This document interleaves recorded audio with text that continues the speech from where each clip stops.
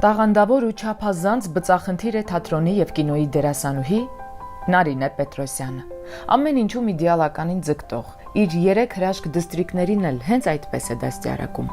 Հրաչյա Ղափլանյանի անվան դրամատիկական թատրոնի այս գեղեցկուհու խաղացանկը մեծ է։ Անկոչ Աննան մեծ լռություն, սերը տարիք չի հարցնում, Ֆիգարոյի ամուսնությունը եւ այլն եւ այլն։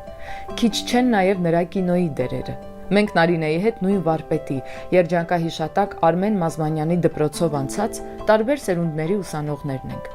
Եվ 2007 թվականին մեր խաչմերուկները հատվեցին։ Միասին նկարահանվում էինք Հրաչ Քեշիշյանի «Ոչինչ չի մնա» ֆիլմում, որի նկարահանմանը զուգահեռ հենց Նարան ամուսնացավ Արիած գինիների հեղինակ Վահագն Գևորգյանի հետ։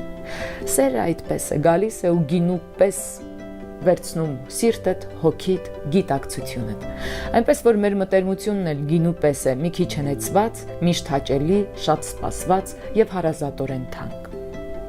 Աղջիկներ, մենք այսօր պետք է պատրաստենք համեղ բաներ։ Դուք պատրաստ եք։ Ինչ եք սիրում ուտել։ Ծովամթերքներ։ Ասա, մուկիկի։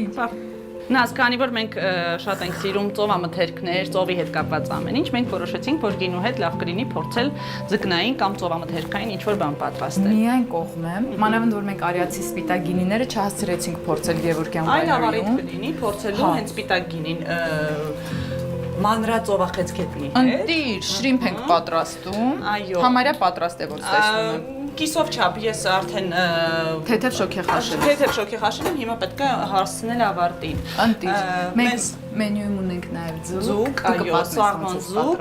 որը ինչ որ յուրահատուկ բան չեմ արել։ Արել եմ աղ, բիբար, թթվասերային փոքրիկ ինչ որ տենց սոուս եւ սամին։ Չէ, ամեն ինչ շատ չեմ արել ինչ որ բաներ, որ ձուկը իր համը պահպանի, այսինքն շատ խառը ինչ որ տենց սոուսային բան չեմ ստացել։ Եվ պատրաստել ես ջեռոցում։ Այո, ջեռոցում ես արդեն պատրաստեցի եւ մեզ մնում է մի փոքր աղցան, որի